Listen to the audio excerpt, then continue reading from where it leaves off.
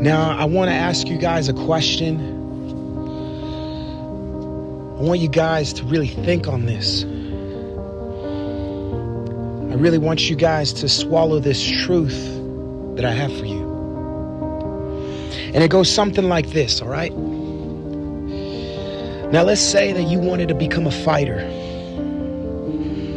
You wanted to pick up some lessons. You wanted to know what it was like to fight, to throw some punches, some jabs, perhaps some knees or kicks. You see, the first thing that they have you do before anything takes place, before you punch a bag, before you learn some techniques, before you even get to step into the ring, they have you sign a waiver.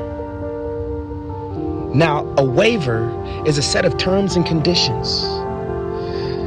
That waiver protects the gym just in case something happens. And let me assure you, something will happen. So you don't turn back around and say, hey, I didn't expect that. I didn't think I'd actually get hit. You see, that's not realistic thinking.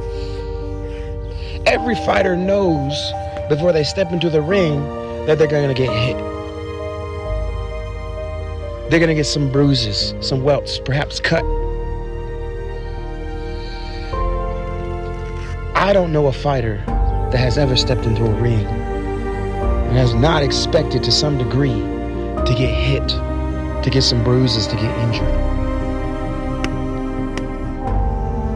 But the same is true spiritually speaking.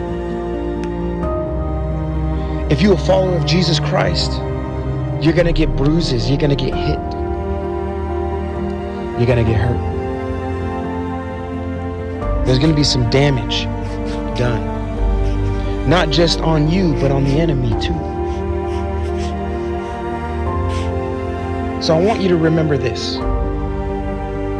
Count the cost. Jesus says in Luke 14:27-33, whoever does not bear his own cross and come after me cannot be my disciple. For which of you, desiring to build a tower, does not first sit down and count the cost, whether he has enough to complete it? Otherwise, when he has laid a foundation and is not able to finish, all who see it will begin to mock him, saying, this man began to build and was not able to finish.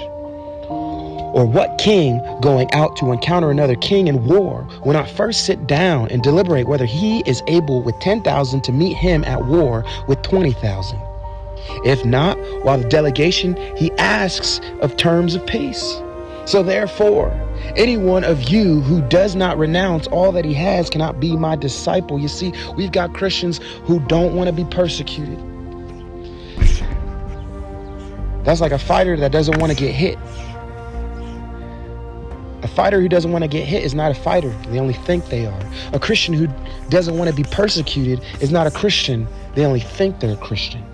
So again, I ask you, man of God, perhaps women of God, are you a Christian? Are you ready to take the blows for Jesus? Are you ready to turn the cheek for Jesus? Are you ready to get cut, damaged, and bruised for Jesus? The cost of what it means to follow Jesus? Have you yet realized that you are stepping into a ring crowded with enemies that are opposed to you because you are for Jesus?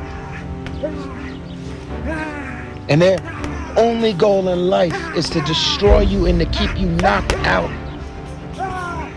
Have you truly counted the cost of what it means to be a fighter for Jesus Christ, for his name, for his truth, for the opposition that you're going to come across? Are you ready to take the hits, to stand up for him, to fight back against the enemies of truth? Finally, I ask you, are you ready to endure the cuts, the bruises, and the afflictions that come your way, round for round, blow by blow, bell by bell, until the very end? I leave you lastly with this verse, Matthew 24:13. But he, or she, that shall endure to the end, the same shall be saved. Amen.